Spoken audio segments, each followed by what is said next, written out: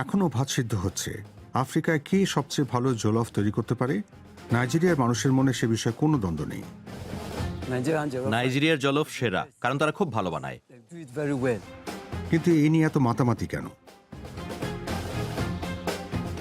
আমার কাছে এই জলফের গুরুত্ব হলো তার স্মোকি প্রভাব।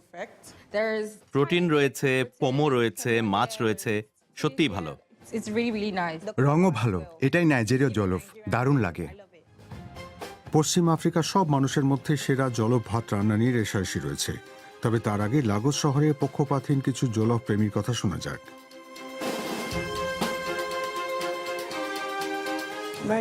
নাইজেরিয়ার জলফ ভাত সেরা। আমি সকাল, দুপুর, রাত সবসময় খেতে পারি। আমি প্রায় প্রতিদিন জলফ ভাত খাই, সপ্তাহের মাঝে না খেলে রোববার অন্তত নিশ্চিতভাবে খাই। জাস্ট জলফ রেস্তোরাঁ জলফ রাইসে হাত পাকিয়েছে। কাঠের আগুনেও সেটি রান্না করা যায়। সেটাকে ফায়ারউড জলফ বলা হয়। সেই ভাতের মধ্যে স্মোকি ফ্লেভার পাওয়া যায়। আমার কাছে বড় হওয়ার সময় জলফ রাইস মূলত উৎসবের সময় খাওয়া হতো। আজকাল আমাদের সমাজে অনেক ভাত ছাড়া কোনো পার্টি সম্ভব হয় না। সেই রান্নার মূল উপকরণ অবশ্যই চাল। ঘানার মানুষের মতো নাইজেরীয়রা লম্বা বাসমতি চাল পছন্দ করেন না। তারা ছোট দানা চাল খান।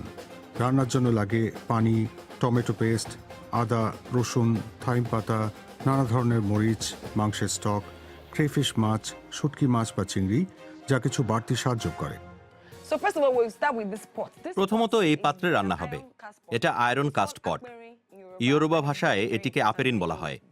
জ্বালানি কাঠ বা লাকড়ি প্রস্তুত করা অত্যন্ত গুরুত্বপূর্ণ, কারণ সেই আগুন ভীষণ গরম। তাই এমন হাঁড়ি চাই যা 2-3 ঘন্টা ধরে সেই উত্তাপ সহ্য করতে পারে। খাঁটি ওয়াম্বে জলফ তৈরি করতে হলে ভাত কিছুটা পুড়তে দিতে হবে।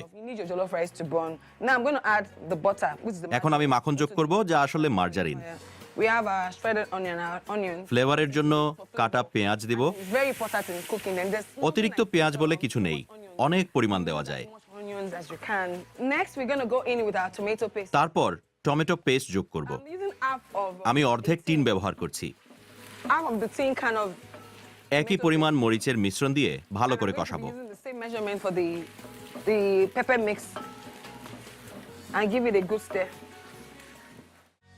জলফ রাইসের এত বৈচিত্র্যের পেছনে পশ্চিম আফ্রিকা জুড়ে ওলফ জনগোষ্ঠীর মানুষের আনাগোনা অন্যতম কারণ।